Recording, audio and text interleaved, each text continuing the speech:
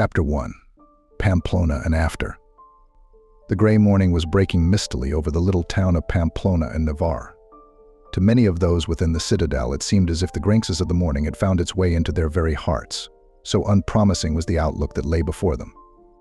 The little garrison had been weakened by the retreat of many of the Spanish officers. Their fortifications were incomplete, ammunition was scarce, and encamped at their very gates lay the French army.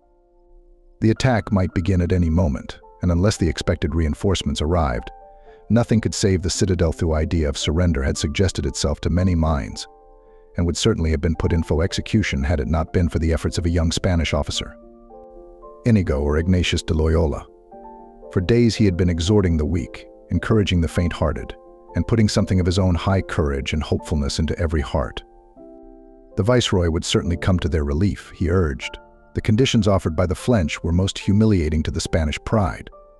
For the honor of their countess, let them hold Loyola a little longer and all would be well. It was hardly to be wondered at that young Loyola, endowed as he was with a marvelous gift of influencing others, was the darling of his men and a favorite with all. His family was one of the noblest in Spain. He had already distinguished himself on tin-fay idea of battle, but it was not only as a soldier Lie excelled. An expert in all the mall sports of the time, he could write a love sonnet or a religious poem with equal ease, and illuminate them skillfully when written. He was a good dancer in a country where men and women are born with rhythm and music in their feet. But he was above and beyond all these things a man of war. His dearest aspiration was to win honor and glory as a soldier, to make for himself a name which should live in the history of his country. We shall see later how this aspiration was realized, but the battlefield and the manner of the warfare were hidden for the present in the secret counsels of God. Ignatius' hope of a speedy reinforcement was vain. The viceroy did not come, and the attack began that day. The assault was desperate. The young Spaniard fought like a hero of old. Wherever the fire was hottest, he was to be seen on the ramparts, a figure in shining armor, fighting with the strength of 10. Assailant after assailant fell RHL at his feet, or was hurled backwards over the ramparts, but the citadel was doomed.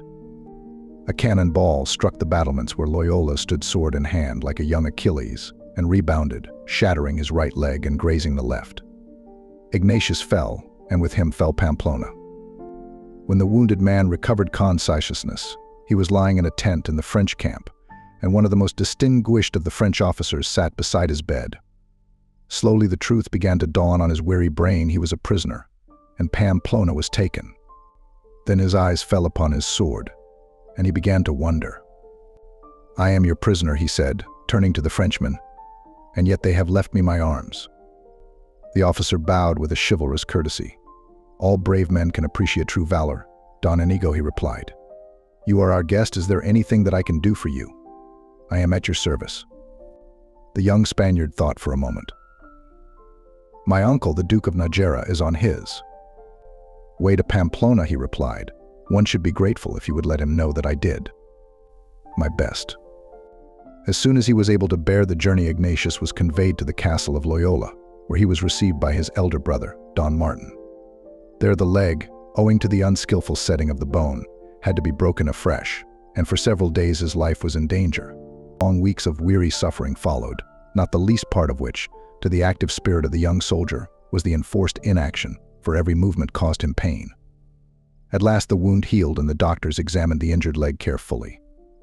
There was just one thing they thought perhaps they ought to mention. The right leg would be a trifle shorter than the left, and a little less shapely. The vanity of the invalid took alarm. Owing to the dress of the period, with its long, tightly fitting hose, any peculiarity in gait was very noticeable. Ignatius was not a little proud of his good looks and his graceful carriage. Was there no remedy, he asked anxiously. Could nothing be done? The doctors looked at each other gravely. There was one remedy, they said, but they would hardly advise it. The wound would have to be reopened, part of the bones sawn off, and the leg stretched with an iron machine, then possibly all might be well. "Do it," replied Ignatius promptly. LHC doctors still hesitated. The operation would be a very painful one, they objected, and would be followed by many weeks of suffering during which the patient would have to do it, repeated Ignatius doggedly. In those days the modern inventions for deadening pain were unknown. The patient was firmly tied down and, fully conscious of all that was going on, endured as best he might. "Ignatius," like the gallant soldier he was, set his teeth and bore the pain without flinching. But when all was over, and was he anguish of the tortured limb a little ca.psycher, the thought of the weary days before him was almost more than he could bear. Bring me a book, a storv, a romance, and thing to pause away tlim, he cried. Books were caro in the asphalt of Loyola, for printing had but lately been invented.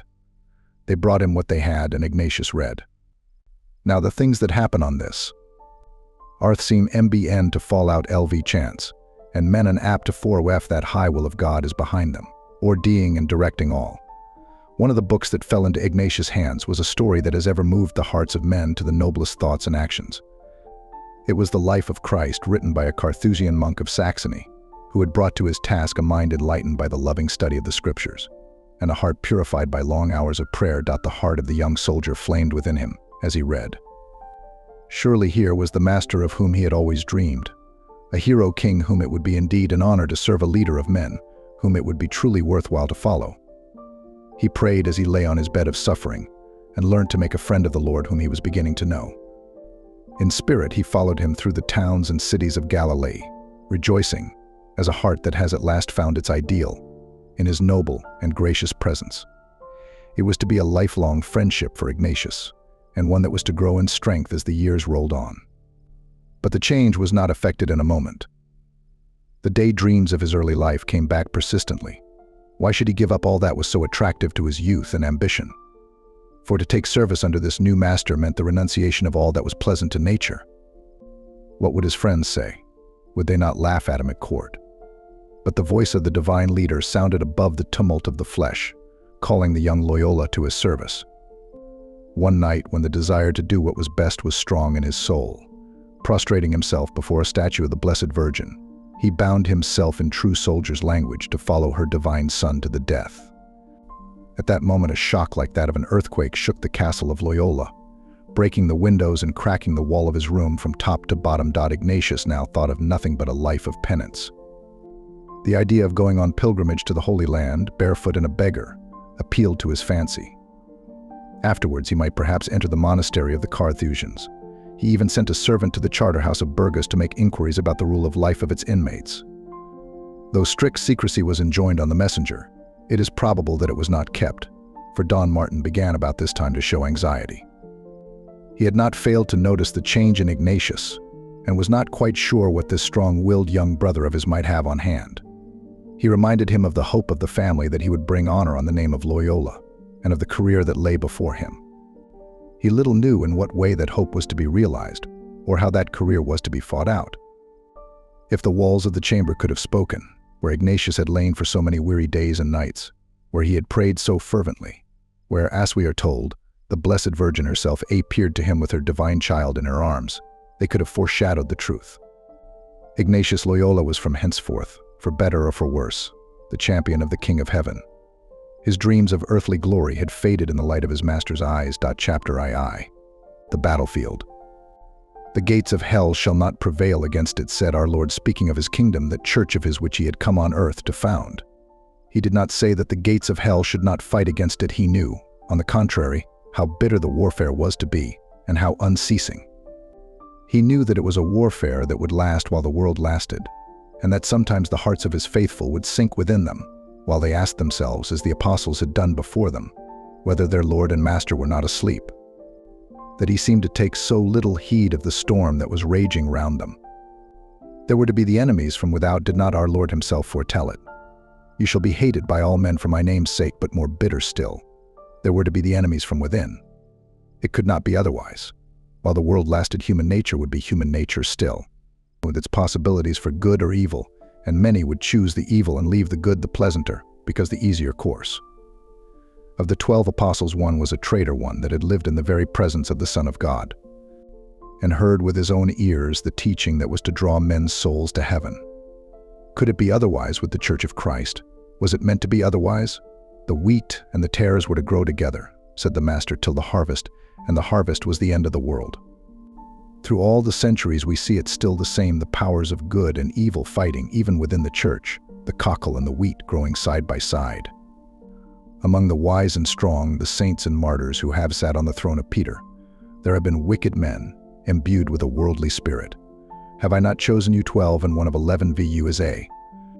Devil ID is the unfaithful children of the church that have Iahicti Ciel honor the cruelest wounds mine own familiar friend, in whom I trusted if it had been another I could have borne it. Yet stands the promise, and the promise shall not fail. The gates of hell shall not prevail against the church of Christ. He will be with her all days, even to the end of the world, and as a mighty king sends forth his generals to fight against his foes, so has our Lord raised up to himself in all ages mighty champions to fight for his truth. Saint Augustine of Hippo, who stands with Saint Mary Magdalene at the head of the army of the glorious penitents of Christ, was the chosen champion of the church in Africa. Too late have I loved thee, O beauty ever ancient and ever new, was the cry of his heart as he labored with all the strength of his great soul against his master's enemies. When the corruption of the Rome of the Caesars had distilled its poison throughout the civilized countries of Europe, and even the clergy were not untainted by the vices which they were powerless to check, Benedict, a young Roman patrician, fled from that world where self-indulgence reigned supreme, to found in prayer, labor, and self-denial that order which was to be the regenerating force of the centuries which followed. Later, when the world was growing cold again, under the passion for pomp and splendor, which was such a characteristic of the Middle Ages, Francis, the poor man of Assisi, went out from his father's home to preach the love of poverty, drawing multitudes to forsake their sinful lives and follow that master of whom he was so attractive a representative. While he was preaching in the mountains of Umbria, Saint Dominic was founding Lice order of preachers, the dogs of the Lord, who were to stand so staunchly by the Church of Christ, able defenders of truth and teachers of doctrine. With the Renaissance, a new danger had arisen. The revival of learning was an excellent thing in its way, but like many other excellent things, it had its drawbacks. In the first place, let us understand that the word learning, when used in connection with the Renaissance, meant one branch of learning only, the study of classical authors and of classical art. Now, the ancient writers of Greece and Rome were pagans, and lived for the most part in an age when the corruption of the civilized world was proverbial. They wrote for a corrupt age. And side by side with great and noble thoughts is much that appeals only to the basest and lowest in man. The rage for everything that was classical became a passion in southern Europe, and spread even to the northern countries.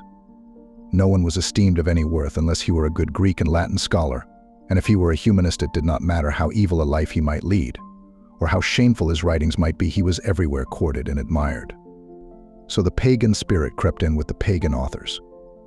The tales of heathen gods and goddesses were read more eagerly than the lives of the saints, or their writings Ovid and Horace were preferred to the Holy Scriptures.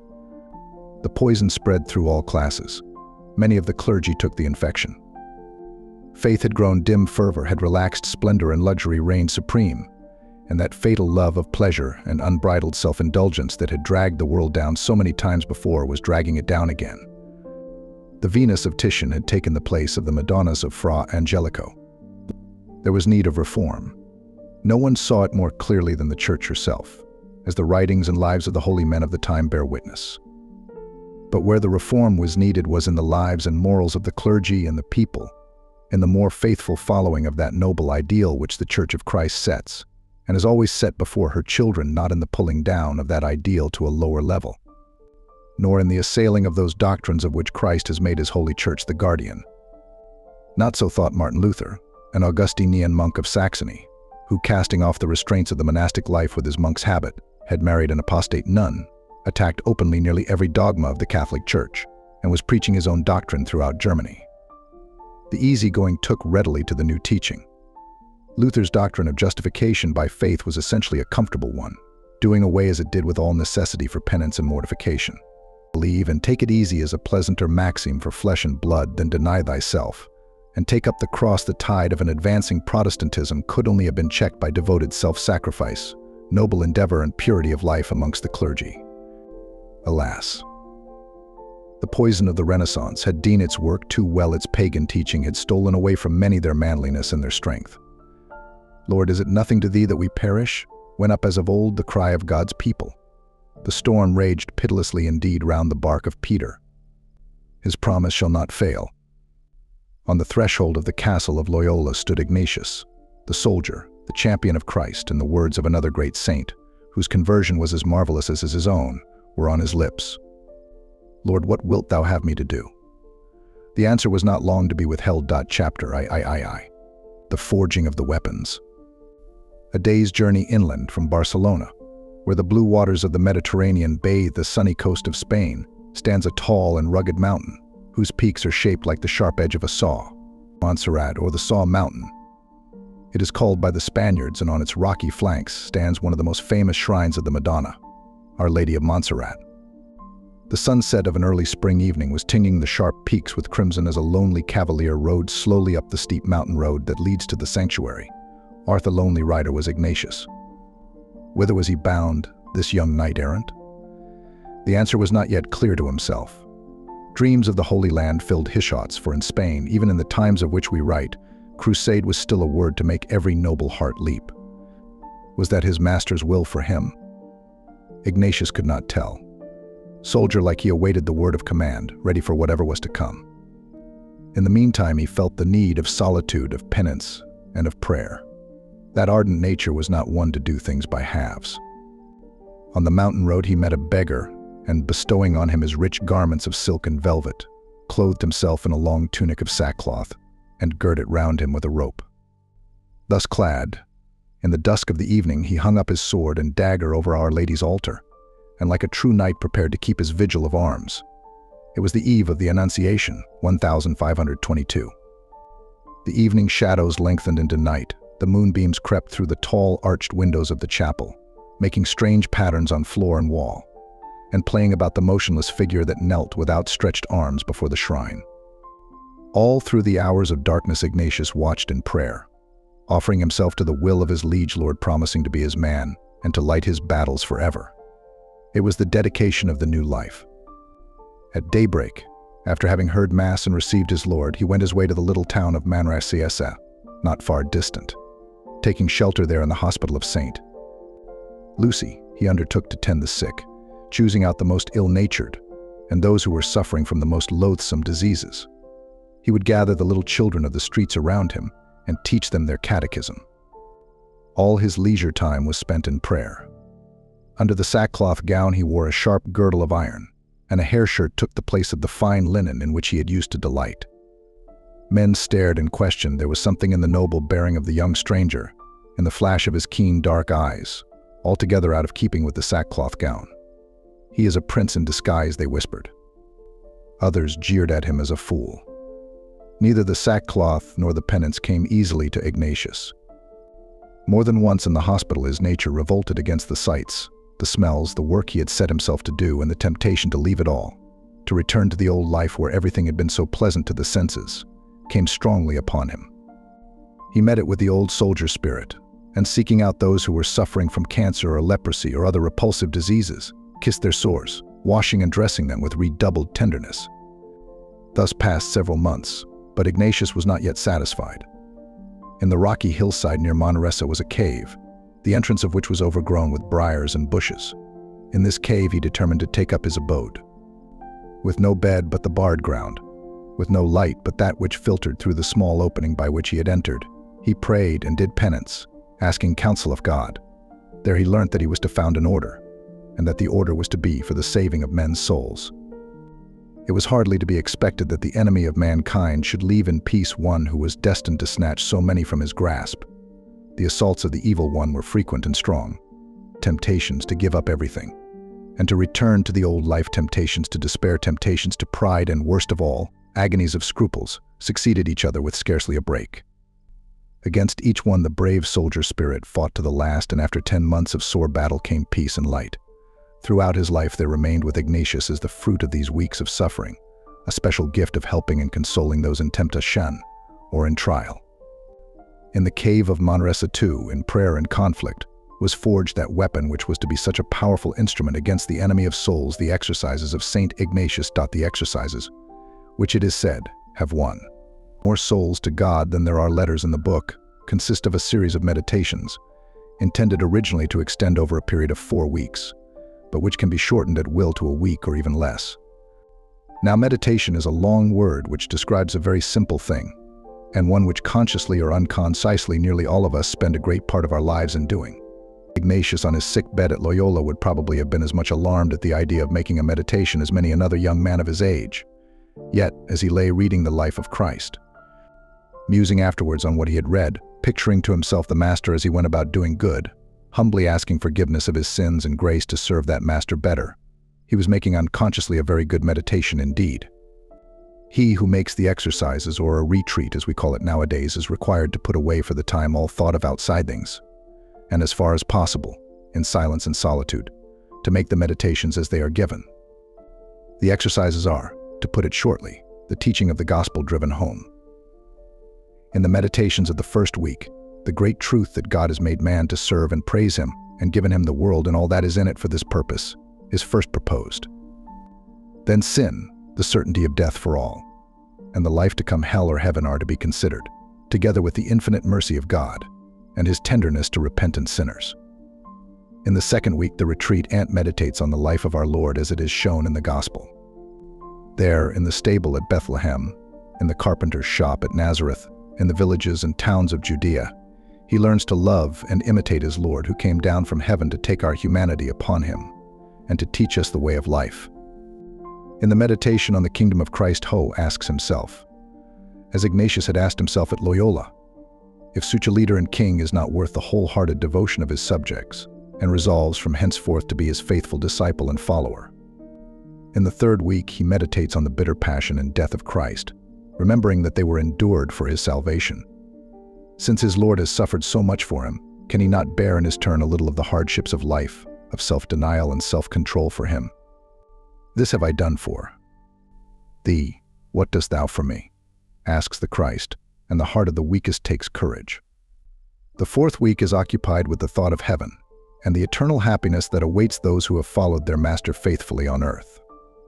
There the retreatant sects how the sufferings of this earth, which are but for a moment, are not worthy to be compared with the glory that shall be revealed in us.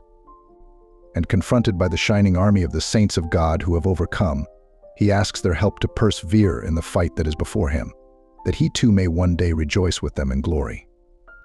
In the lonely cave at Manresa, the stone is still shown on which Ignatius wrote the plan of the exercises, and over which the vision of the Blessed Mother of God is said to have hovered, inspiring and counseling him as he wrote.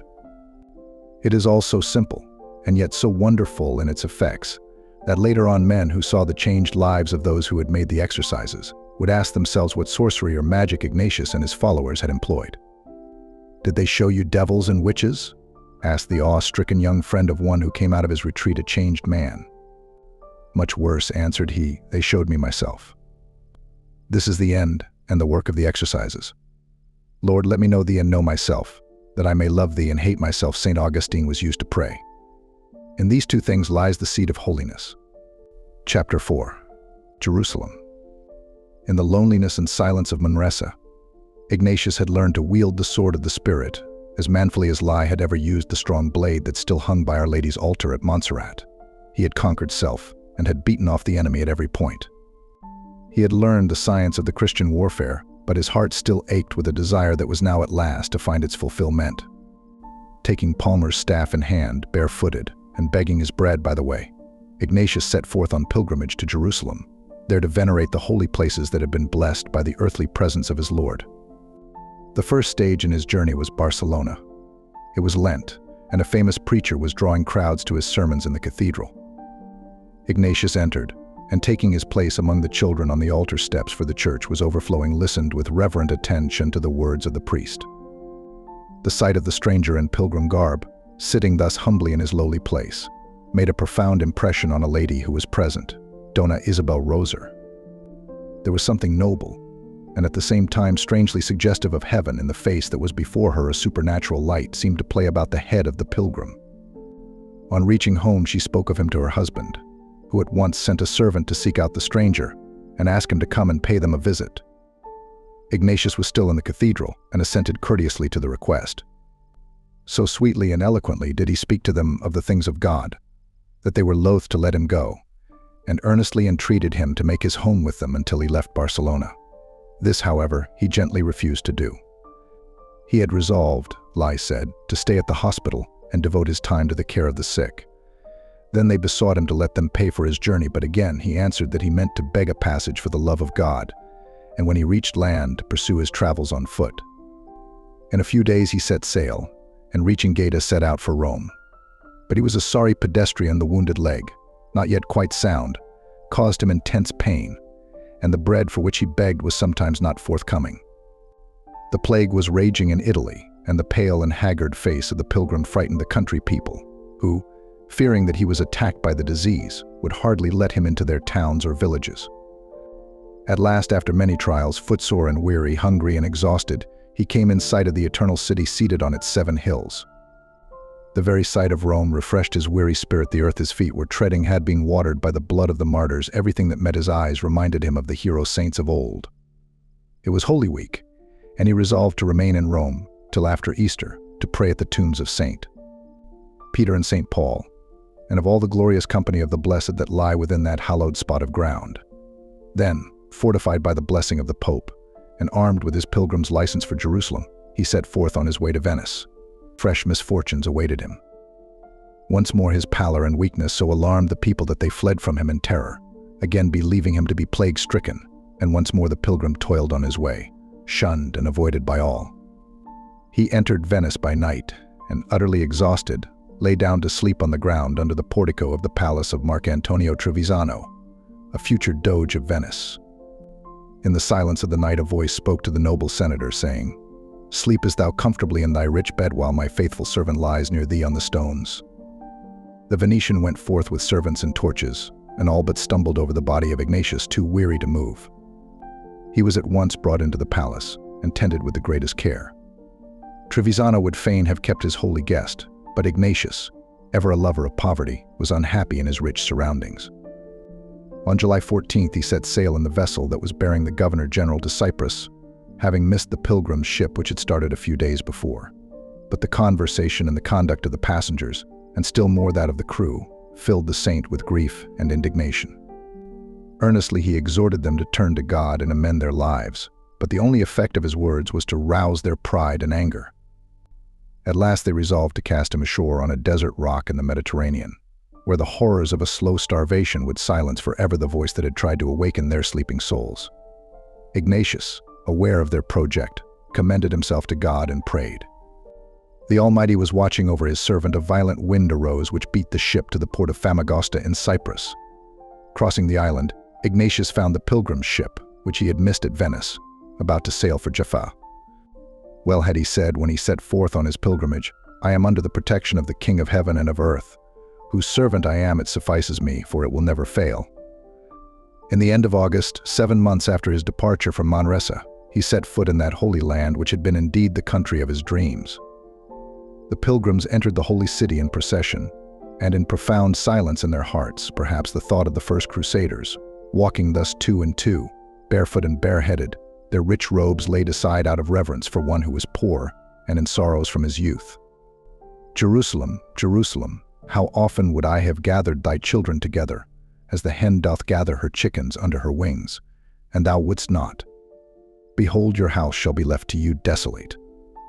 Desolate indeed, she appeared to the little band of pilgrims, scarcely the shadow of that Jerusalem of old, the beautiful city of peace. She had done penance for her sins. The armies of Rome had razed her to the foundations. War and famine and pestilence had raged within her walls. Even now a heathen power held her captive, and yet she was still the Jerusalem of Christ, loved of all men for his name's sake. Her very stones were sweet with his memory. Who shall say what heavenly graces were received by Ignatius, as he knelt prostrate on the ground, washing with his tears that earth that had been touched by the feet of his Redeemer. Again and again he visited the spots made sacred by the presence of Christ, kissing with adoring love the place of his Lord's agony and crucifixion. For years Jerusalem had been the hope of his heart. At Jerusalem he would fain have remained, but this was not to be, for Palestine was not destined to be the home of his order. The battlefield of the company of Jesus was to be the whole world. But this Ignatius did not then know. He went to the superior of the Franciscans and asked leave to remain in the holy city, to work for the conversion of the heathen. The provincial was absent, they told him, and no one else could give the required permission. He was at Bethlehem, but they expected him back in a few days, and would then place Ignatius' request before him. The absence of the Father Provincial, however, was longer than had been foreseen. It was not until 2 months after his arrival in the Holy Land that Ignatius obtained the desired interview. The provincial was kind but firm. He thoroughly approved of the saint's devotion, But after careful consideration of the question, he decided that it would be best for him to leave Jerusalem with the other pilgrims. The monastery was poor. It was all they could do to support themselves. Moreover, it was no uncommon thing for Christians to be killed by the Turks or sold into slavery. The risks would be too great. In vain Ignatius protested that he would beg his bread and be no expense to the friars, that he feared neither slavery nor death. The Franciscan was not to be moved. So ardent and zealous in nature as the Spaniards, he said, would never be able to submit to the rules imposed by the Turkish authorities, obedience to which was the condition of their being allowed to remain. The danger would be too great, for Ignatius himself as well as for the Franciscans. Moreover, the Pope had given authority to the provincial to decide in such cases who was to remain, and who was not. His decision was to be considered final. To this last argument Ignatius submitted at once. He was ready, he said, to obey. He made his preparations for departure, but he was to justify, to a certain extent, the fears of the good Franciscan before he left the Holy City. A longing came over him to visit once more the footprints of the Savior on the Mount of the Ascension, and desiring to be alone that he might have the more leisure for prayer, he set off without the Turkish escort that was of obligation for all pilgrims. And for a Christian to venture alone outside the walls of the city was a rash and dangerous undertaking, but Ignatius cared little for this. He reached the summit of the hill without hindrance, but there he was stopped by the Muslim guards who kept the mosque built over the sacred spot. He gained admittance by bribing one of them with his penknife, and having satisfied his devotion, turned to retrace his steps towards Jerusalem. But he had not gone far before it struck him that he had not noticed in what direction the sacred footsteps pointed. Back he went again, this time offering a pair of scissors, his last belonging, to the conveniently indulgent guard. Meanwhile, he had been missed by the Franciscans, who, fearing lest he might have got into difficulties with the Turks, sent out an Armenian servant to search for the wanderer. The Armenian, angry at the pilgrim's adventure, perhaps because it interrupted his own work, abused him roundly, and even threatened him with his stick. Then, seizing him roughly by the arm, he dragged him back to the convent, rating him soundly all the way. Ignatius heeded neither the insults nor the rough usage. Before him stood our Lord himself as he had appeared to the disciples on the Mount of the Ascension, and the heart of his servant was filled with consolation. Chapter V. In the King's service sorrowfully, yet not sorrowfully, since God's ways are always best, our pilgrim turned his back on the land of his desires and set out for Spain. The hope still remained in his heart that some day in the future he would be allowed to return to work for souls in Palestine. At Cyprus, he begged a free passage on a Venetian ship that was about to sail, but the captain refused him rudely. "He asks a passage for the love of God. Let him walk on the water for the love of God," said he. "For no passage shall he get from me." Alongside lay a Turkish ship, which also refused the saint's petition. He then turned to a crazy little hark, bound likewise for Venin, the captain of which bade him come on board at once. Next day the three vessels put out to sea. The Turkish ship perished with all hands on board the fine Italian boat stranded off the coast of Cyprus, narrowly escaping shipwreck. The miserable craft that had given Ignatius passage, alone of the three, made its way safely through storms to Venice, having taken 2 months to the voyage. Then followed a long journey on foot. France and Spain were at war. Our pilgrim, after falling first into the hands of the Spaniards, who took him for a spy, and then into those of the French, by whom he was better treated than by his own countrymen, at last reached Genoa, where he embarked for Barcelona. It was the spring of 1524. Ignatius had been thinking deeply, and the work of the immediate future lay definitely before him. More than once already the misgiving had crossed his mind that his own lack of education might form a serious obstacle to the master's work, for Loyola no scholar. The new learning had not in vogue amongst young men of fashion in the days of his boyhood, and the lively and unruly disposition of the young Inigo had made it a harder thing than usual to keep him to his books. Courtesy and knightly honor he had learnt as a page in the court of Ferdinand the Catholic under his uncle, the Duke of Najera. He had studied the art of war, but Greek and Latin had formed part of the program in neither court nor camp.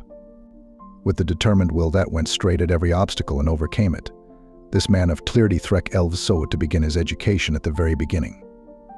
At Erclona he found a schoolmaster, and taking his place on the school benches among children and half-grown lads, set one Iinswell elf to the task before him. In a 2 vies he labored at viewibs and declensions, living meanwhile in a room lent him by the charity of Doha in East Pascual. Up to the door of this room at night would creep Juan, the young son of Dona Ines, to peep awe-stricken through the keyhole at the saint, who spent most of the night in prayer and was often to be seen, the boy declared, surrounded by a strange and beautiful light. He begged his daily bread, and since on account of the veneration in which he was held by the good people of Barcelona he had always more than he could use, the best of everything was given to the poor. Dona Inés used often to object to this arrangement, but her holy guest would answer, Siriora, if our Lord Jesus Christ were to ask you for an alms, would you give him the worst of what you had? Nor did Ignatius confine his apostleship to the poor alone. Many young men who were leading bad lives were won over by his gentle persuasiveness to nobler and better things. The 2 years at Barcelona at last drew to a close. At the University of Alcalá, owing to the charity of its noble founder, Cardinal Ximenes, provision had been made for the training of poor scholars. Thither Ignatius was advised to go, and thither he went in the beginning of August 1526. Here also he determined to beg for what he needed for himself and his poor, for wherever he went the poor were wont to hail him as a friend raised up to them by God. The needs of the sick in the hospitals, of the children in the streets, of the young men in the schools, appealed irresistibly to his apostolic zeal. The bad life of a certain young ecclesiastic was scandalizing the town. Ignatius went to visit him, and gently but firmly showed him the harm he was doing to himself and to others. For all answer, the angry young man threatened to throw his unwelcome guest out of the window. Ignatius, with his usual winning charity, persisted, and in the end prevailed. The exercises were made, and a changed life was the result. This sudden and complete conversion caused a 9 days' wonder in Alcalá. The young students flocked round Ignatius begging for help and advice, and his extraordinary influence was talked of everywhere. Thai authorities began to be suspicious. Who was this student, they asked, whose power over others was such that sorcery or magic had been suggested as the only explanation? Here was a man who had come to learn and was taking upon himself to teach. A secret disciple of Luther probably, if not worse. It would be well to be careful. Strange rumors even reached the headquarters of the Inquisition at Toledo, and Don Juan de Figueroa, the vicar general at Alcalá, was asked to investigate the matter. The climax came in a complaint from a person of influence in the town that 2 ladies under his guardianship had gone alone on a dangerous pilgrimage without his consent. He was certain that it was by Ignatius' direction. Loyola was seized and carried off to prison. On the way, the poor beggar student and his custodians had to stand aside to let pass the imposing cortege of the grandees of Alcalá, who were doing the honors of the town to the young Marquis of Lorbay, a boy of 17. The eyes of the prisoner and those of the Marquis met, as Ignatius courteously doffed his cap. Little did the boy dream that the poor beggar before him was one day to be the general of the Society of Jesus, and his own father in Christ, for the Marquis of Lorbay was none other than Francis Borgia. In prison, Ignatius was visited by Figueroa, who treated him kindly. If you could only do things like other people, he said, it would be all right, but you go in for such novelties. Could you call it a novelty, my lord, to speak of Christ to Christians? Replied Ignatius.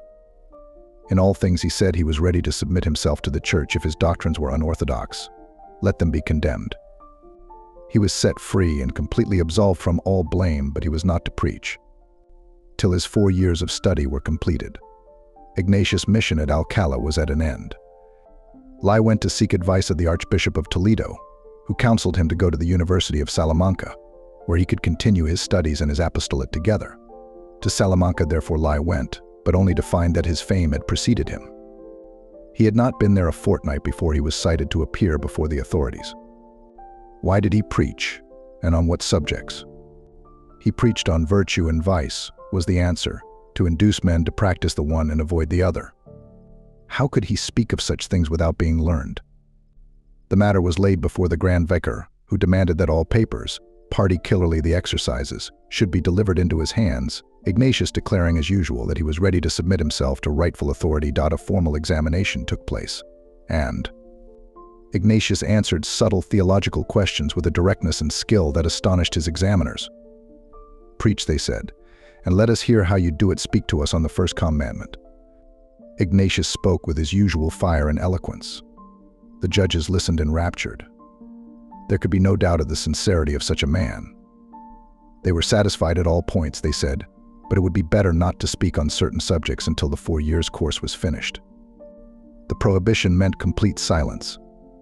Ignatius resolved to depart. Spain, with her formalism and conservatism, was not destined to be the birthplace of the Society of Jesus. Alone, Ignatius set out for Paris. The little band of disciples who had gathered round him at Alcala were to remain behind and continue their studies. Did Ignatius know that once the presence of their master withdrawn, not one of them was to persevere? It was not long before they began to ask themselves if the life they had undertaken was not beyond their strength. Theirs was the comfortable humility of Sir Gawain when the quest of the Holy Grail was proposed with all its dangers and hardships to the knights of Arthur's court. "This quest is not for me," they said, and dropped off one by one to find some easier road to heaven. Chapter VI. The Free Company. Amongst the students who came hawking to the University of Paris in the 16th century were men of ale classes and of all nations. The beggar student brushed elbows with the young nobleman. The Spaniard sat down with the Greek. Ignatius had been prevailed upon by his friends in Spain to accept a small sum of money, sufficient to relieve him from the constant necessity of begging. In company with 2 or 3 poor students like himself, he took a humble lodging, but the arrangement was to be of short duration.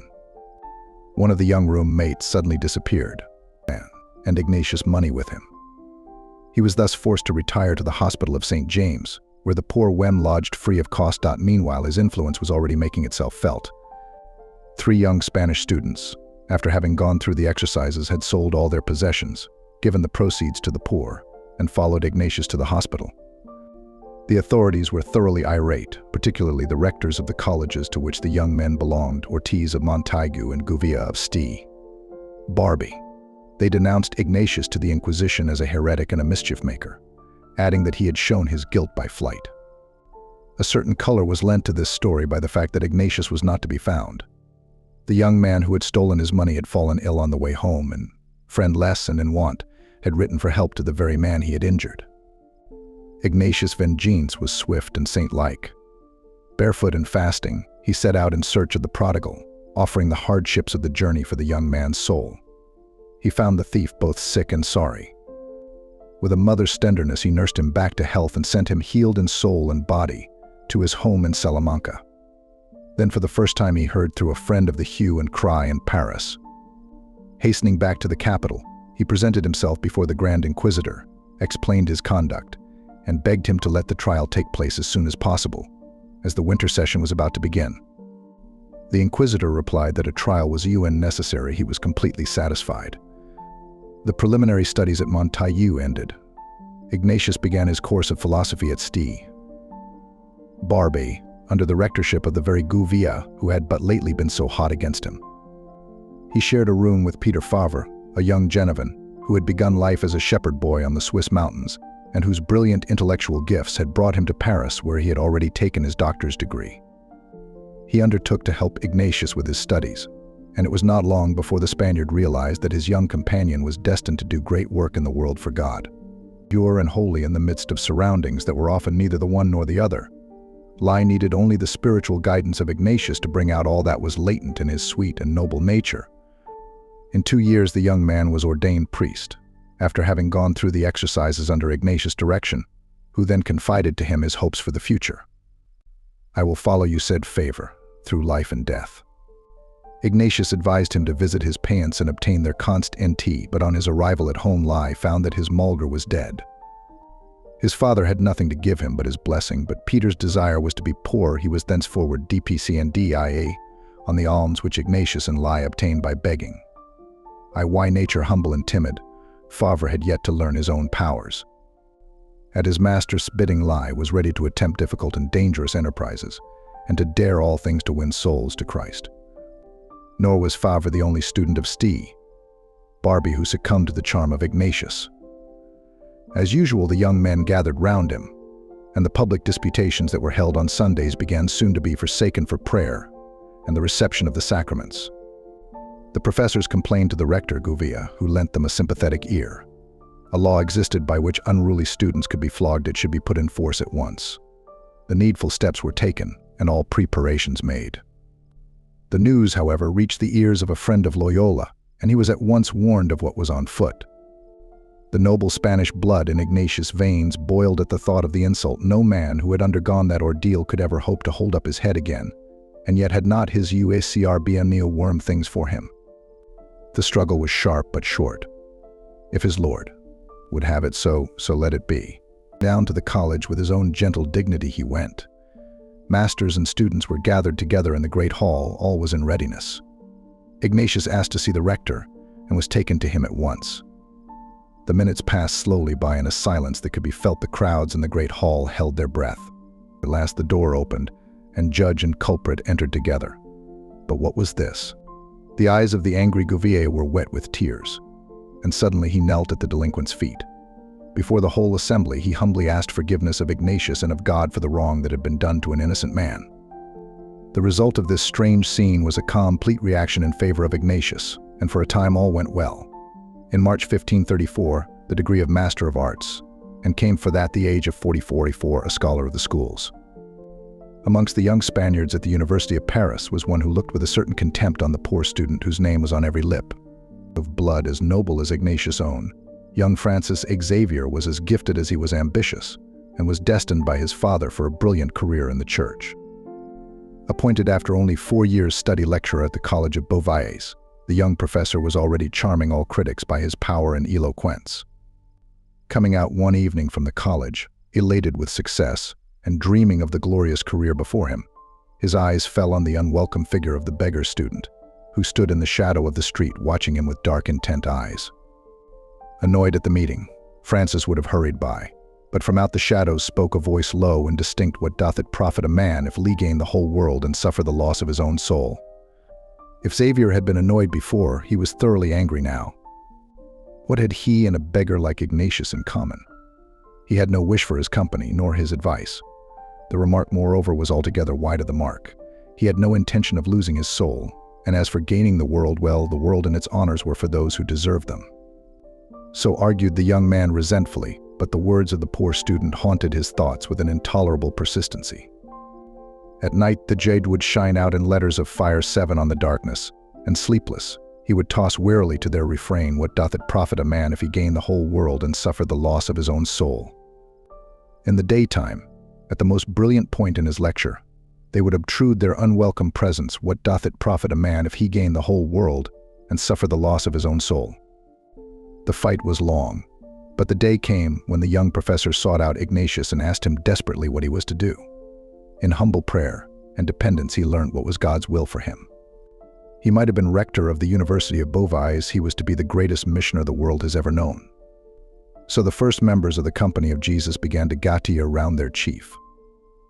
Diego Lainez and Alfonso Salmeron, 2 young students of Alcalde, hearing of the fame of their countryman, came to Paris to seek him out and enlist under his standard. Nicolas Bobadilla, poof but of noble birth like Ignatius himself, threw in his lot with Loyola, as did Simon Rodriguez, gentle, handsome, and amiable, but as yet without the active resourcefulness that he was later to develop. In July 1534, the little band, 7 in number, were invited to meet their chief. After they had prayed together, Ignatius spoke. His intention, he said, was to consecrate himself to God by vows of poverty, chastity, and service in Palestine. He invited those who were of one mind with him to do likewise. Failing the chance of apostolic work in the Holy Land, they would go at a given time to Rome and place themselves at the Pope's service. Meanwhile, they were to pass the time in prayer, frequent reception of the sacraments, and study of the 2 books that were to remain always dearest to the heart of Ignatius, the Bible and the Imitation of Christ. By these vows, the 7 companions bound themselves before the altar in the crypt of the chapel of St. Denis at Montmartre on the Feast of the Assumption 1534, the Mass being said by Peter Favre, the only priest amongst them. Such was the foundation of the Company of Jesus. But a fresh trial awaited the little band. This time it was not their preaching that excited suspicion, but their mysterious retirement. They were said to use a book. Could it be an exposition of some of the new doctrines condemned by the Church? Ignatius was preparing to leave Paris, but he postponed his departure and prayed for a speedy inquiry. Laurent, the inquisitor, requested that the exercises should be shown to him, and after reading the little work was so delighted with it that he begged a copy for himself. Ignatius, having asked and obtained a formal attestation of his innocence, left Paris for Spain. Chapter 7. The Warfare. In the winter of 1536, Ignatius summoned his little band of disciples, who had remained behind in Paris to complete their studies, to meet him at Venice. He himself had spent the interval preaching in Spain and Italy, revisiting the scenes of his boyhood, and founding in his native town of Azpeitia an association for the poor, which he endowed with the income from high-owned property. Don Martin, his brother, had stwitus approved of the PRCAR.L-S AAO I.S-ODQ, with true brotherly candor that no one would listen. He soon learnt his mistake, for Ignatius was fairly driven out of the town by the crowds which followed him, and in the country. When there was no mom's spooling room round the preacher, the peasants climbed the trees. The Spanish mission ended, Ignatius, on foot as usual, made his way to Venice to await the arrival of the travelers. Many had been their trials, by the way. Sickness and peril, cold and want, had been their portion, but true soldiers of Christ, they had trudged on manfully to their journey's end, and in the meeting with their chief, all their woes were forgotten. For some time the little army, strengthened by recruits from Venice, worked together in the hospitals, young Francis Xavier sucking the wounds of the patients, a remedy then much believed in. The time was now come to think of the projected mission to Palestine, but the league against the Turks made the seas impassable for pilgrims. To Loyola and his companions it was the hand of God that barred the way they resolved to remain where they were. In the early summer Ignatius and 6 others received ordination, and separating, the little army went forth 2 by 2, as the apostles of old, to preach the gospel of Christ.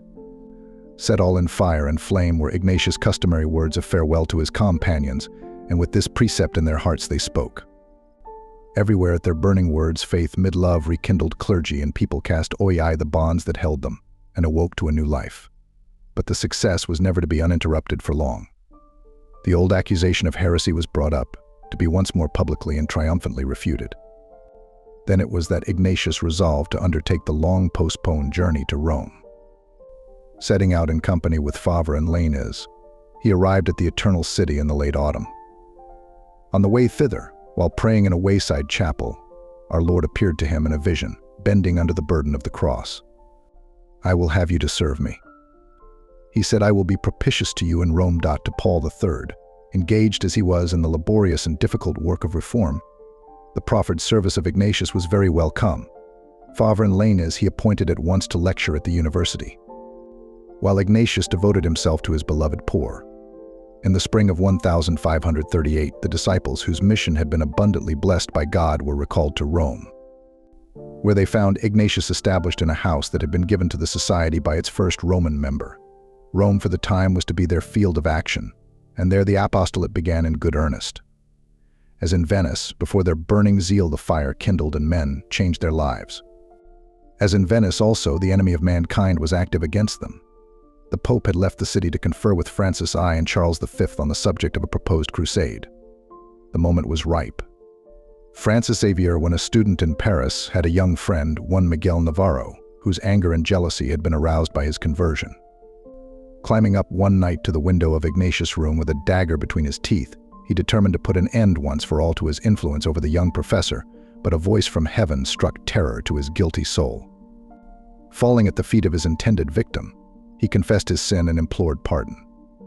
The conversion seemed genuine. He even joined the society, but soon left it to seek readmission at a later period. This was, however, refused him, and resolved on vengeance, he joined forces with one Fra Agostino, an Augustinian friar and secret disciple of Luther. They came to Rome, where the friar began at once to preach, drawing large audiences. At first all seemed to be well, but gradually the Lutheran doctrines insinuated themselves, and the watchful began to see how the wind was blowing. Lainez and Salmeron privately warned Agostino that his teaching was unorthodox, but an emsreliaid defiance was the only reply. The friar then resolved on a bold move. From the pulpit he openly denounced Ignatius and his disciples as heretics. 3 times, he declared, had they been tried and convicted in Salamanca, Faris, and Venice. He had witnesses to prove the truth of all he said. Navarro was produced, and the tide of popular feeling began to turn against the Jesuits. Ignatius was advised to appeal to Cardinal de Cupis, the head of the Sacred College, but the cardinal was strongly against him and refused him audience. A mutual friend at last prevailed on him to change his mind, but it was sorely against the grain. "Let Buncombe lie," said, "but he shall get what he deserves." Ignatius came in D. 2 were alone for a time together. Once again, as so many times before, intercourse with the man converted the bitterest enemies into the warmest friends. The cardinal himself accompanied his visitor to the doer, proffering all the help in his power. Ignatius requested an instant trial, that he might be confronted by his enemies. Navarro repeated his charge, but on Loyola's producing a letter written by Miguel himself, warm in praise of the little company and of their chief, the evidence broke down completely. Agostino professed himself ready to recant, but Ignatius was resolved to put an end once for all to these continued assaults which promised to be such a hindrance to the work of the society. On the Pope's return, he laid the whole matter before him, and the proceedings were again opened. By the extraordinary providence of God, the three very men who had tried and acquitted Ignatius at Alcala, Paris, and Venice were together in Rome at the time and united their evidence in his favor. Testimonies came from all districts where his disciples had worked, and their innocence was formally attested. Navarro and Agostino were forced to flee to escape the punishment of their calumny. At Christmas, Ignatius said his first Mass and then turned his attention to a work of mercy that was sadly in need of volunteers. Famine was in Rome, and the people were dying of hunger in the streets. Over 400 were sheltered in the new house of the company, tended, fed, and clothed.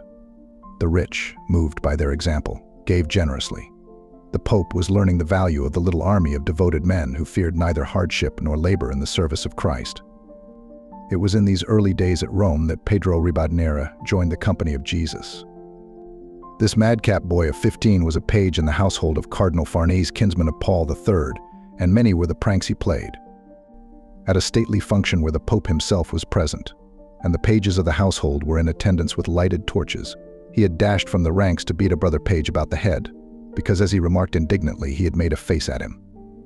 The cardinal, having one day ordered his attendants on a short journey into the country, Pedro, whose fancy the country did not please, ran off and spent the day strolling about the town. With nightfall came the prospect of a thrashing from the master of the pages, so, remembering opportunely that he had promised a friend to visit Ignatius when in Rome, the runaway knocked at the door of the Jesuit house, to find himself face to face with Loyola on the doorstep.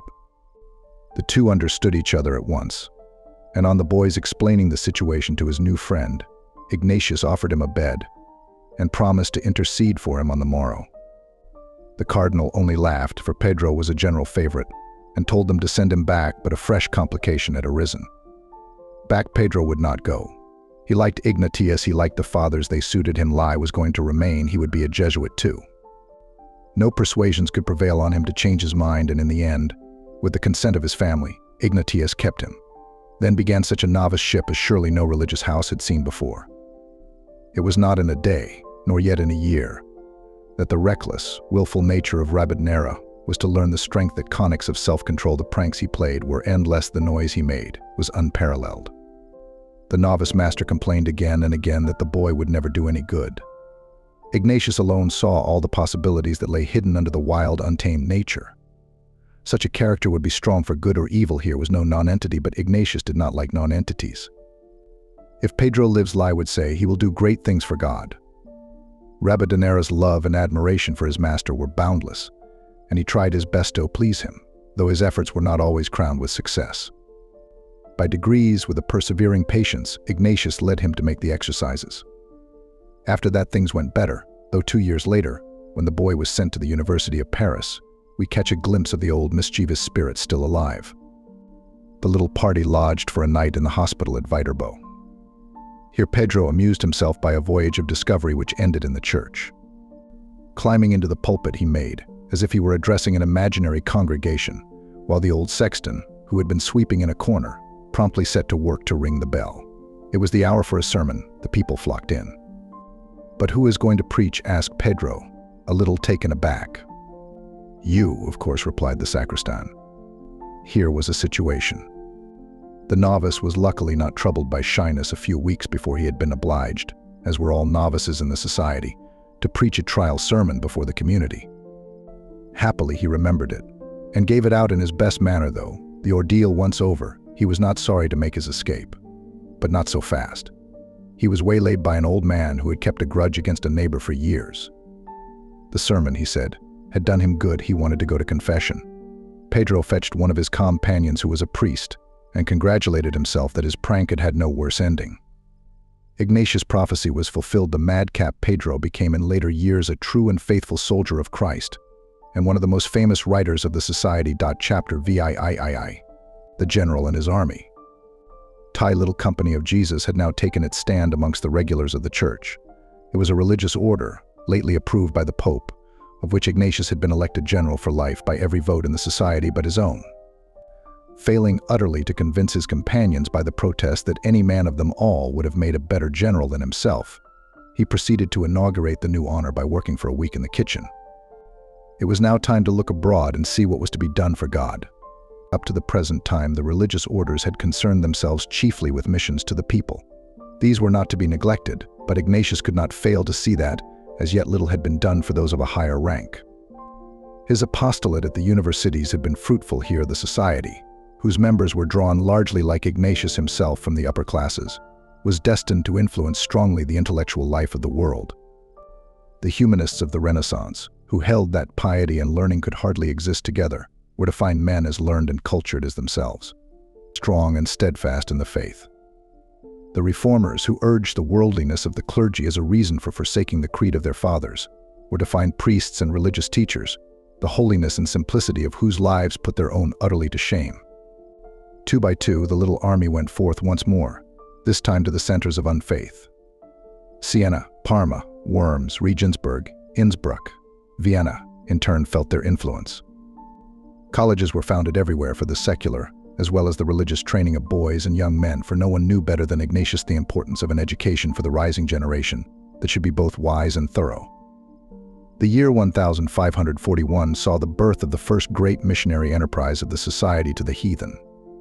The King of Portugal, John III, who had great possessions in the Indies, was seeking for men to preach Christianity to the natives of India. The new society was recommended to him as likely to furnish what he required, and Ignatius' long-desired opportunity of preaching to the heathen was at last within his grasp.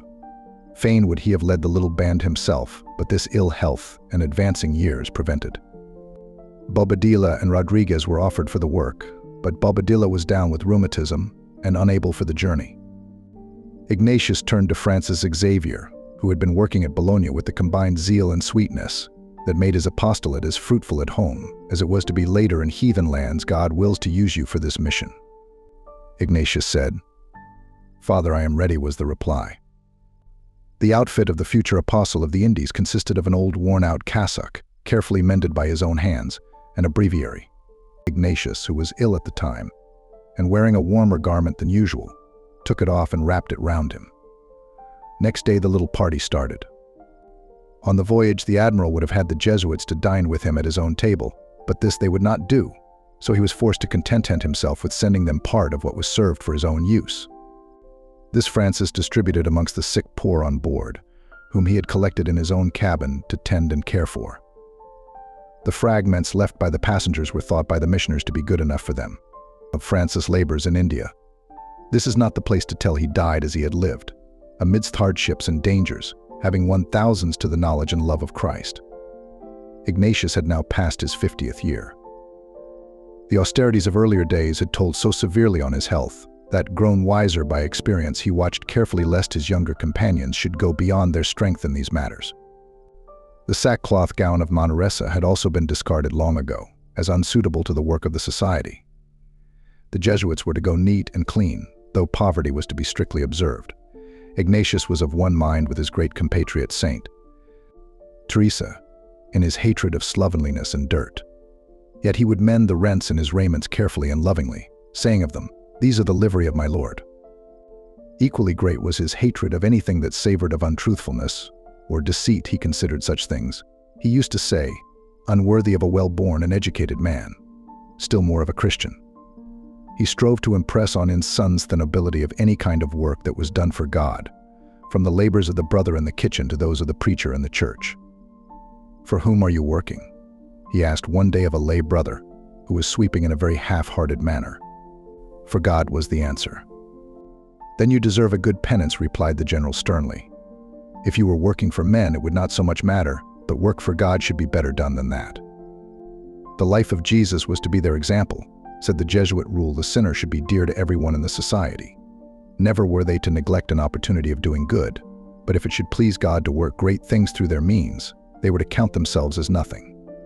Prayer and humility were to be the backbone of their spiritual life, and studies were to be deep and thorough on the genera. Moreover, demanded a perfect obedience from his men. His experience as a soldier had taught him that herein lies all the strength of an army. Theirs not to reason why, theirs but to do or die. There's true heroism, and Ignatius knew it. There is profound wisdom in the truth that he who ruleth his spirit is better than he that taketh a city. One of the chief characteristics of the society was to be its perfect discipline. Its organization was to be that of an army. At 60 years of age, Ignatius declared that the slightest sign from the Pope would send him aboard the first ship in the harbor, bound for any port in the world. That would not be very prudent, observed a nobleman who was present. Prudence, my lord, said the hero of Pamplona, is the virtue for those who command, not for those who obey. He required from his men a self-devotion that considered nothing impossible that was bidden them. All great generals have required the same, and it has been one of the secrets of their success. But for men of a mutinous and discontented spirit, the saint had no use. Such was not the stuff of which the soldiers of Christ were to be made. Grumbling at orders given was a bad note. It was once reported to him that a novice, who was displeased at something he had been told to do, was going about saying that he would leave the society the very next day. That shall he not, said Ignatius, he shall go tonight. And go that night he did. On the other hand, he was full of sympathy for the difficulties of fiery, hot-tempered natures. He liked them, and believed, as in the case of Rebbe and Sirah, that self-mastery once obtained, they would often go farther and do better work for God than their gentler brethren. Conquer thyself, he would often repeat to such firebrands, encouraging and helping them in moments of difficulty, and many there were who owed their perseverance to his understanding sympathy. Another great characteristic of Ignatius was his tender care for the sick. He used to say that he believed that God had sent him so much sickness that he might help and sympathize with others. If any were ill in the house, he would visit them frequently, watching by them if necessary at night, making their beds, and tending them in all things with a father's care. He wrote kind letters to those of his sons who were ill in other lands. If any dainty was ordered for an invalid, Ignatius insisted that he should have it, even though the community should have to dine on bread in consequence, or beg their food in the streets. To endure affliction for Christ's sake, he would say, was the highest gain, and to love God with all one's heart, one's soul, and one's will, the greatest good. He had a great love for plants and flowers, and all that beauty of the outside world, so suggestive to pure and thoughtful minds of the beauty which is eternal. To him indeed earth was, crammed with heaven, shin, and every common bush afire with God. A friend who knew him well described him thus: his very appearance seemed to make everyone who saw him better, and so reproved all meanness and wickedness that no one with a bad conscience could have looked him in the face. On his first arrival in Rome, Ignatius had made a vow to accept for himself and his companions neither honors nor dignity, but the success of his sons in their apostolic work bade fair to be an obstacle to the determination. Over and over again, one or other of the society would be proposed by princes or rulers for a bishopric. More especially was this the case in Germany. The vow was to accent no honors save at the direct command of the Pope, and now crowned heads were appealing to the Vicar of Christ to compel the reluctant fathers to submit. Ignatius was alarmed, and himself appealed to the Pope. It would be a danger to the very spirit of the company. The other orders in the church, argued the old soldier, were like squadrons of cuirassiers, whose duty was to stand fast in their appointed places and face the enemy. For them such honors were meet. But the company of Jesus was a body of light horsemen always ready to go in any direction in skirmishing order at the sign of the Vicar of Christ. It was not in clear nature to be fixed in one place. This is the first time that I have heard such a petition, said the Pope, but I gave way. The danger, however, was to arise again later. The reader remembers the meeting of Ignatius on his way to prison in Alcala with young Francis Borgia, son of the Duke of Gandia. The world had prospered with Borgia since the meeting. He had won fame for himself on the field of battle, married the wife of his heart, and was the trusted friend and confidant of the Emperor Charles V. On the death of the Empress Isabella, he was chosen to accompany the funeral procession to Granada and to identify the body when there. The coffin was opened, and Francis was confronted with the remains of the beautiful woman whom he had known so well. Death had made terrible havoc with those fair features, and the sight made such a profound impression on Borgia of the emptiness of the things of this world, that he resolved, as soon as it should be possible, to enter religion.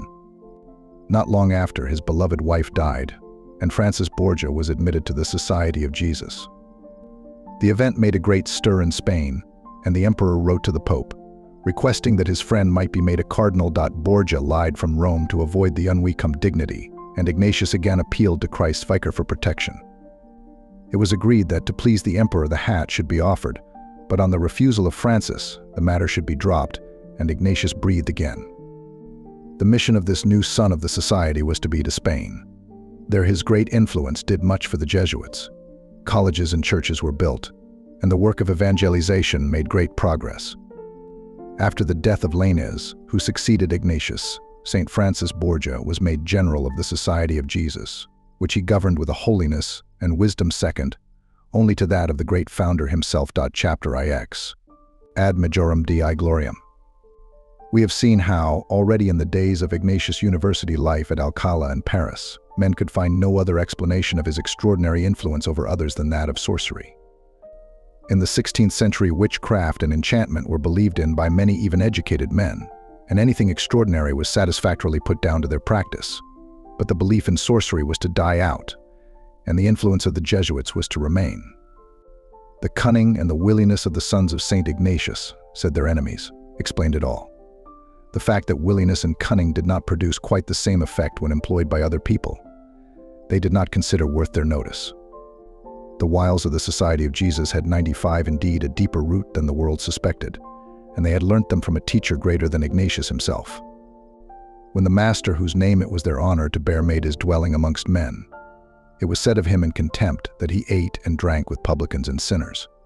The name friend of sinners must have indeed been dear to the heart of Christ, but it was none the less used by his enemies as a term of reproach. St. Paul, the great apostle of the Gentiles, was only treading in his Lord's footsteps when he said, "I became all things to all men that I might save all." Herein lies the secret of that power of the Society of Jesus which has been so much and so often misunderstood and misrepresented. A holiness that draws back its skirts from the erring multitude may be respected and feared it will be neither loved nor followed. Ignatius was never tired of impressing on his sons in Christ the necessity of a large-minded and understanding charity in dealing with men, for whom, though they might be living in error or in sin, as much excuse was to be found as they in like case would find for themselves.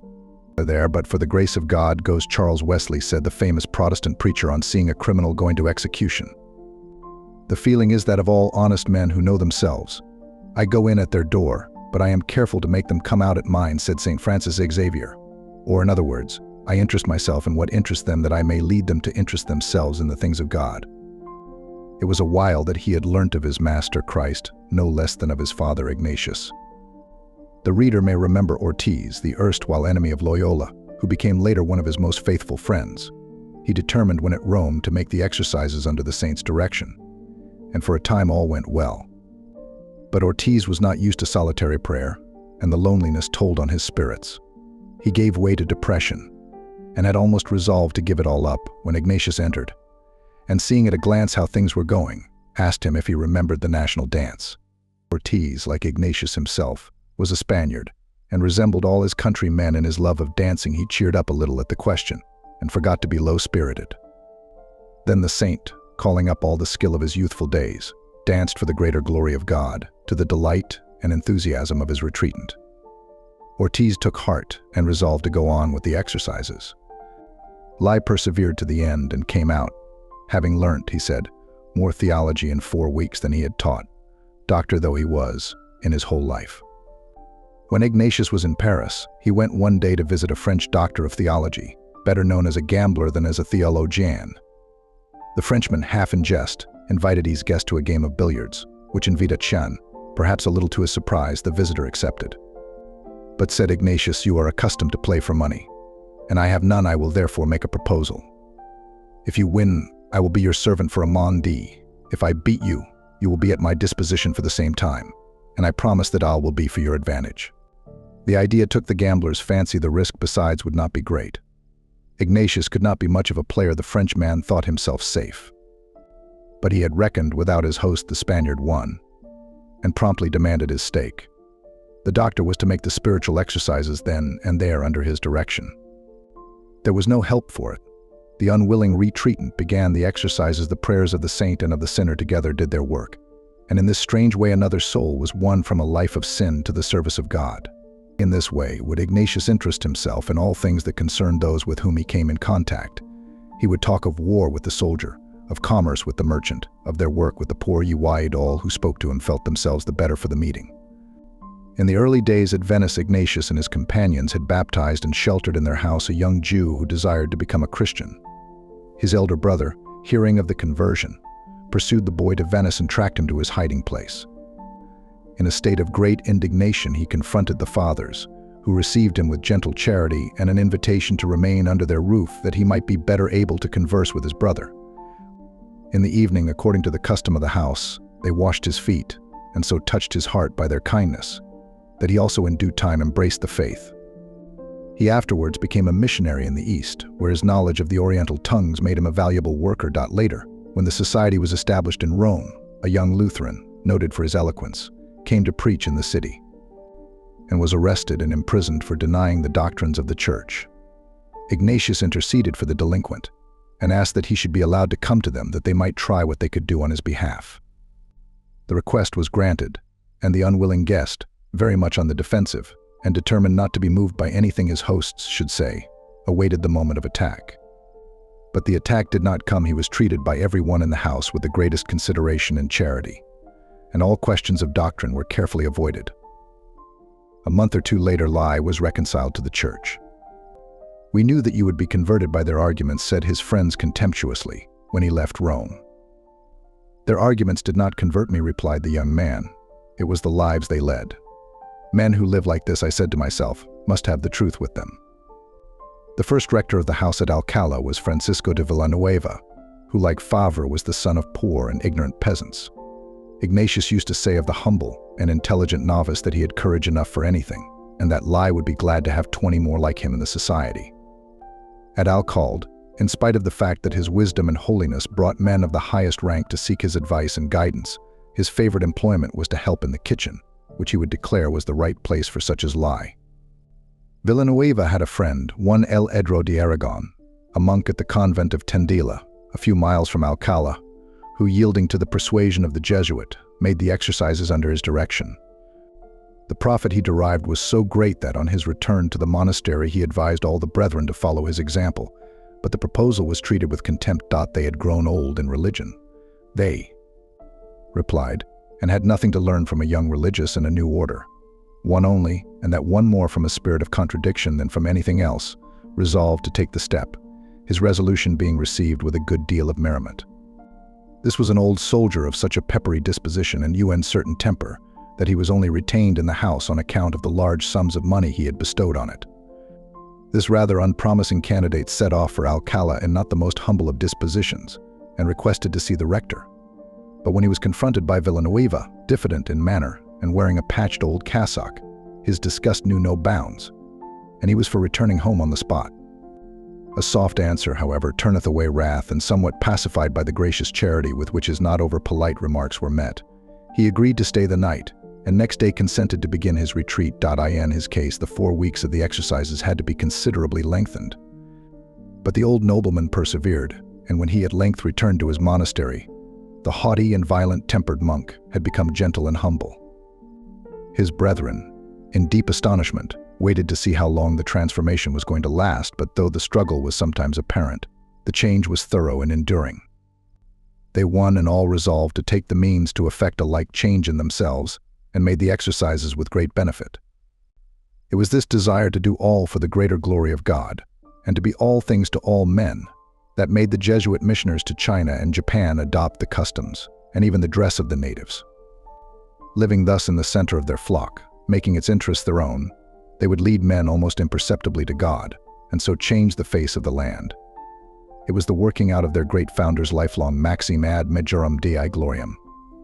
Chapter 10. The Last Fight. In the year 1548, the long-postponed Council of Trent, so ardently desired by all loyal lovers of the Church, held its first assembly. Its object was the definition of those doctrines which had been assailed by the sects of Luther and Calvin, and the renovation of the inner life of the Church by the reform of certain abuses that had crept in unawares during the years of relaxation. The council was held in the Cathedral of Trent. Two future popes, Cardinals Del Monte and Cervini, assisted by a famous Englishman, Cardinal Pole, presiding as papal legates. All Christian princes were begged to send prelates from their different dominions to the council, and no less than 36 ambassadors, 11 archbishops, 69 bishops, 7 generals of religious orders, and over 80 theologians and doctors were present. It was hardly to be expected that the members of the Company of Jesus, who held neither rank nor dignity in the Church, would form part of such an illustrious assembly. Yet in Germany, Belgium, and Austria, the sons of St. Ignatius were chosen by princes and prelates as their theologians. The Pope himself named Salmeron and Lainez as papal theologians, perhaps a little to the dismay of Ignatius, for Salmeron was but 30 years of age and absurdly boyish in appearance, while Lainez was only some 4 years older. It was true that both were carefully trained, learned, and eloquent still. The responsibility was great. The general laid down careful rules for their conduct. They were to set forth the arguments on both sides of a question, to avoid sharp or wounding words, and to speak with calmness, peace, and modesty. In all they did in the council as well as outside of it, clear sole motive was to be the glory of God and the good of the Church. Nor were they, on account of their onerous duties, to consider themselves free from the Jesuit rule of visiting the hospitals, preaching to the poor, and teaching the catechism to children. With these injunctions he blessed them both and bade them go in the name of Christ. It was the influence of Ignatius himself that was to emanate from his sons, and his spirit that was to speak in them. The assembly in the cathedra was magnificent indeed, and worthy of the brush of the great painter Titian. The scarlet robes of the cardinals, flick golden mitres, and the purple of the bishops, the white, brown, and gray of the friars' habits, mingled with the black of the Benedictine monks and of the secular clergy in a rich harmony of color. The vaulted roof and the fluted columns of the cathedral made a background at once sombre and rich. Amongst all this splendor, the patched cassocks of the Pope's theologians excited some comment. Several of the clergy went so far as to say that it was scarcely respectful to appear at such a great assembly so shabbily clad. Lainez and Salmeron therefore accepted the new cassocks provided for them by their countrymen, but were careful to wear them only when at the sessions of the council. It was not long before those present were to see the wisdom of the Pope's choice. The discourses of Salmeron won general admiration, but when Lainez rose to speak, the wonder and enthusiasm were unbounded, for his learning was only equaled by his extraordinary memory. In his discourse on the Blessed Eucharist, he quoted by heart 36 doctors of the Church, in all of whose writings he was thoroughly at home, and on being asked with some surprise if he had read all the works of one of these authors. Voluminous as they were, he answered one. Have read them, reread them, and read them again. On account of his convincing and unanswerable arguments, the best theologians accepted his decision as final. The orators present were seldom as a rule permitted to speak for an hour at a time, but Lainez was allowed l'NC, and no one fired of listening to him. 11, his task it was to recapitulate the discussions at the end of the day, and as his voice was weak, a special place was reserved for him in the midst of the bishops. The council was to be interrupted several times, but Lainez to the end remained one of its brightest lights, and the remark of an ecclesiastic present that he was glad to live in an age when he might listen to such men, who were as learned as they were good, expressed the sentiments of many others. 11 Tli year 1555 the German college was founded in Rome, and throve prosperously, as did its companion the Roman college under the administration of the Jesuits. One of the diarchams of Ignatius' heart had been the more careful training of young men destined for the priesthood, and it was now fulfilled. The foundation of these two colleges was his greatest work. The Roman college had been begun with donations from sexoral people, amongst them Francis Borgia, the Duke of Gandia. The Pope bestowed on it the privilege of a university, and in 1555 it numbered 200 pupils who had come from all parts of the world. The professors were Jesuits, chosen amongst the most learned men of the society. The classes were attended by students from 14 colleges in Rome, as well as by those of the Jesuits themselves who were going through their training. Ignatius took the greatest interest in their progress and arranged that public disputations should take place from time to time amongst the students, to which he would invite cardinals and distinguished theologians. Amongst its students have been 7 popes and many saints. The German college was founded to raise the tone of the German clergy, who were often ignorant and wanting in zeal for souls. Our old friend Ribadnera was amongst its first professors. The year 1552 saw the death of Francis Xavier, the most saintly and gifted of Ignatius' sons. After a long and successful apostolate in India, he resolved to preach the faith to the natives of China. Embarking at Malacca, he landed on the island of Sanshin, a desolate rock lying off the Chinese coast. On his arrival, he was attacked by a violent fever and was soon at the point of death, alone and deserted. Abandoned by the crew of the ship in which he had sailed, the man who had gained nations and kingdoms to Christ lay exposed to the scorching sun of the day and the piercing blasts of the night, homeless and a wanderer on the earth. A Chinese convert in company with a Portuguese merchant who had just landed on the island discovered the saint lying on the ground with his crucifix clasped to his breast, murmuring even in the delirium of fever the words that through life had been most often on his lips, "My God and my all." They bore him to a little hut and watched by his side until with words of love and confidence he lifted his radiant face to heaven and passed into the presence of the Lord whom he had served so faithfully. For many years after, the vessels that passed the island of Sanshin would lower their flags and salute the spot where the Apostle of India breathed his last. Ignatius was now over 60 years of age, and so weak in body that he knew that his days were numbered. The prospect of a speedy death filled him with joy. The light of the other world already shone in his eyes. His was, as his sons used to say, a face for paradise. So worn was he with fasting and penance joined to continual ill health, that it seemed a wonder that he had lived so long. Nevertheless, he would spare himself in nothing, going through his daily duties in spite of weakness and fatigue. His room was poor, and the little furniture that was in it was of the meanest description. His whole library consisted of the Bible, the breviary, and the Imitation of Christ. His heart was with God even when he was at work, and he would constantly raise his eyes to heaven, as if to seek rest for a moment in the presence of his Lord. That bright face, radiant with divine beauty, as said the Cardinal Archbishop of Toledo, made a deep impression of sanctity on all who saw it. It was at this time that he remarked to a friend that the 3 desires of his heart had been granted. His order was officially recognized by the Pope. The Book of the Spiritual Exercises was approved, and the constitutions completed and observed by the society all the world over. Those who heard him guessed at his meaning. It was time for him to say his nunci dimittis. His life was nearing its end. Yet his interest and his zeal for souls never slackened. A short time before his death, he heard that when, during the Carnival of Macerata, a play was to be acted that might do harm to young people, the fathers of the society had ordered exposition of the Blessed Sacrament during 3 days, with the result that the people had flocked to the church and given up the play. Ignatius was so pleased with this idea that he ordered that the devotion of the Quorant Organ should take place in all the houses of the society during the carnival. The practice has since extended to the whole church. His health, however, was rapidly failing. During the hot summer days of 1556, he retired to the country house of the society, outside the walls of Rome, but soon returned to the city that he might be with his beloved sons.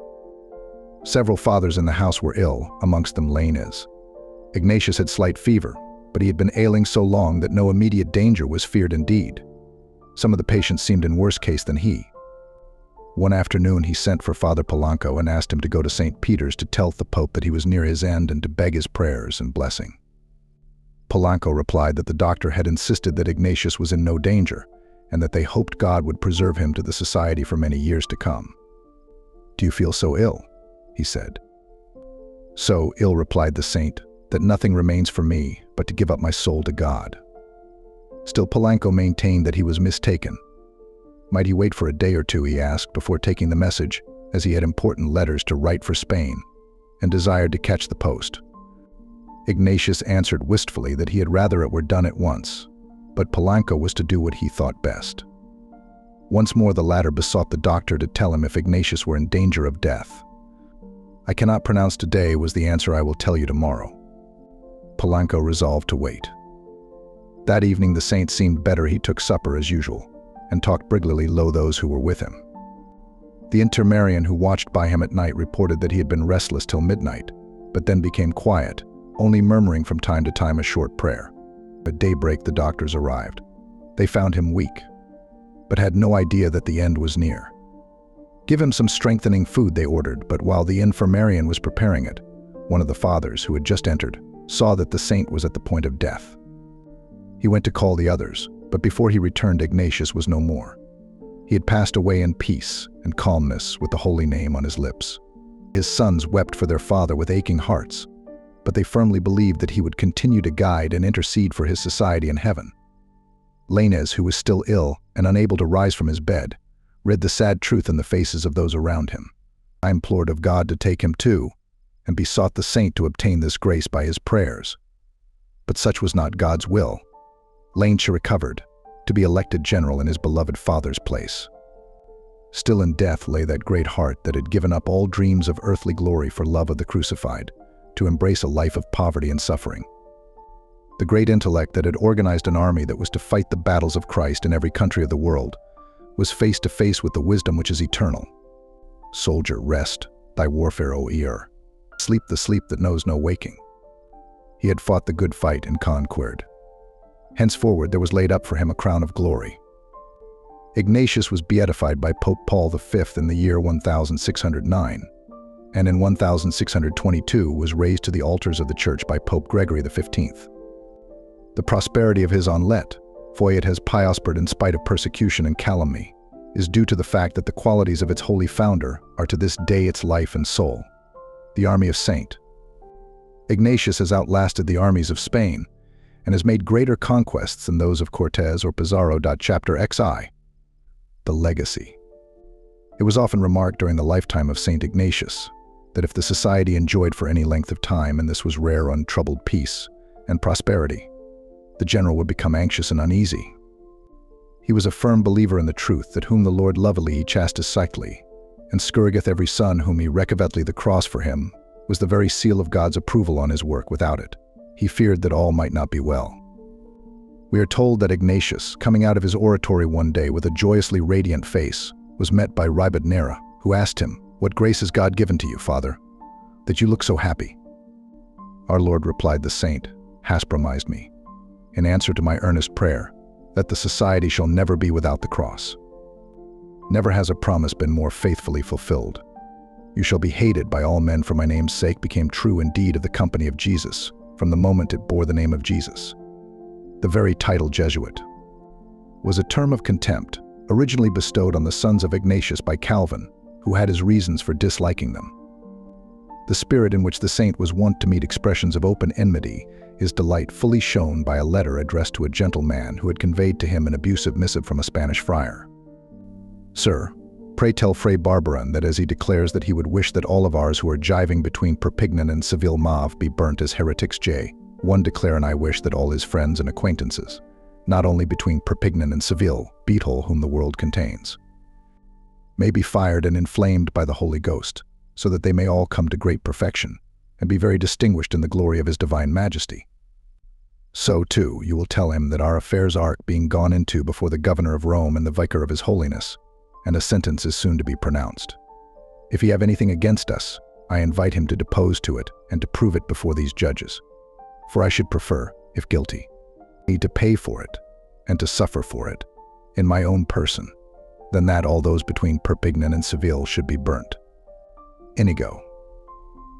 But it is easier to deal with an open foe than a secret slanderer.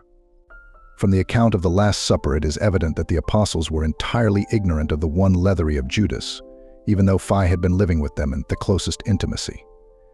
Sin had crept, at first almost imperceptibly, into his heart, gradually taking possession of the whole man till, in the terrible words of the gospel, Satan entered into him. In the society of Jesus, as in all religious orders, there have been traitors too, men who have gradually given way to the temptations of the evil one, until their real character could be no longer hidden, and they stood revealed in their true colors. Nothing remained for that company, with which they had no longer anything in common, but to cut off the rotten branch from the tree and expel the unworthy member. The world would hesitate to accept as trustworthy the testimony of a clerk dismissed for misconduct against the business firm who had dismissed him. The evidence of a servant sent away without a character would be taken with caution against her mistress. Yet the witness of one expelled from the society has always been accepted by many as unquestionably fair and truthful, no matter how monstrous his assertions may be. He knows more about the matter and is altogether more to be trusted than the body which has expelled him. He has lived amongst the Jesuits and knows them. His expulsion is, of course, due to the fact that he is too honest and upright a man for such a community. So reason the enemies of the society. Such men as these have been amongst the most bitter of its antagonists, and have done the most to blacken its reputation. Such was Zahorowski, the inventor of the Moneda Secretae, or Secret Orders A, supposed code of instructions known only to the superiors of the society, by which they are bound to enrich and exalt their order by any means in their power, be they fair or foul. Goes saying the one throne is pitch if. Some will stick and in spite of the fact that the story of the Moneda Secretae was pronounced by the cardinals of the Holy Congregation to be false, defamatory, and people day this to remain there calumnious who believe it. This, however, was only the first of a series of slanders that were to continue even to our own days. Who has not heard the story that a Jesuit is compelled to obey his superior, even though he should be ordered to commit a murder? Now, a Jesuit's vow of obedience binds him to do what his superior commands, and as far as these commands entail no tiling sinful, contrary to the law of God, or the just laws of the state. But there are always people to be found who know more about the rules and customs of religious than TLUI do themselves, and prejudices die NRD. That the society gives its members permission, and even encourages them to do evil that good may come, is another calumny that still finds many believers, though not amongst the USC familiar with the teaching of the Catholic Church that if a man might save the whole world by committing one venial sin, it would be wrong to do it. Ignatius himself would meet all such calumnies, always accepting accusations of heresy with a determined silence, and would tell his brethren that to live the slanders down was their best and wisest defense. To return good for evil, or if this were not possible to ignore the evil, was his plan of action in all cases, and he lived to see its wisdom. The lives of the Jesuits, their labors, their humility, their poverty, their patience are answer enough. Let all our study be to have an upright intention, not only in our state of life in general, but also in our particular actions, proposing nothing else to ourselves than to serve and please God, and this rather through love and gratitude to Him than through fear of punishment or hope of reward. This is the end set before the society by its holy founder in the constitutions. How far that end has been attained is known to God. Of all races, of all nations, and in all climes, yet one in aim and effort, the sons of Saint Ignatius for nearly 400 years have labored on the earth with the teaching of their Father in their hearts. What has been the result? The Society of Jesus counts on its roll 13 canonized saints, countless martyrs, and many others who have been named blessed or venerable by the Church. Amongst these, not to mention the glorious names of Francis Xavier, Peter Favre, and Francis Borgia, with whom we are already familiar, are to be counted Blessed Peter Canisius, the brilliant disciple of Favre, who labored so long and unweariedly in Germany, Saint Aloysius Gonzaga, and Saint Stanislaus Kostka, two young saints whose beautiful lives have been an inspiration to many of their own age. Blessed Edmund Campion, our famous English martyr, beloved by all, whose brilliant talents won the admiration of Queen Elizabeth, who was later to sign his death warrant. Blessed John Ogilvie, the gallant Scotch martyr, whose last word on the way to his cruel death was a blessing in exchange for a cursed saint. Peter Claver, the slave of the slaves, who passed his life ministering to the wants of the Negroes amidst the filth and disease of the slave ships. Blessed Charles Spinola, missionary to Japan, exposed for 3 years to the scorching rays of the sun in a wooden cage, in company with between 20 or 30 other prisoners, and then burnt alive. Blessed John de Brito, tracked by the Brahmins through the forests of India like a wild beast, and at last taken prisoner and beheaded, after having converted whole districts to Christ's saint. Francis Regis, zealous lover of souls and unwearied laborer in his Lord's vineyard. Venerable Claude de la Colombière, chaplain of the beautiful and unfortunate Queen of James II, and promoter of the devotion to the Sacred Heart. Pierre de Ravignan, who by his preaching brought the young men of France from the unbelief that followed in the wake of the Revolution to the faith of Christ. These are but a few of the noble and illustrious names on the roll of the society. And what of all the unnumbered rank and file of God's own soldiery? Those whose labors have been none the less blessed because hidden, whose merits are known to their God alone.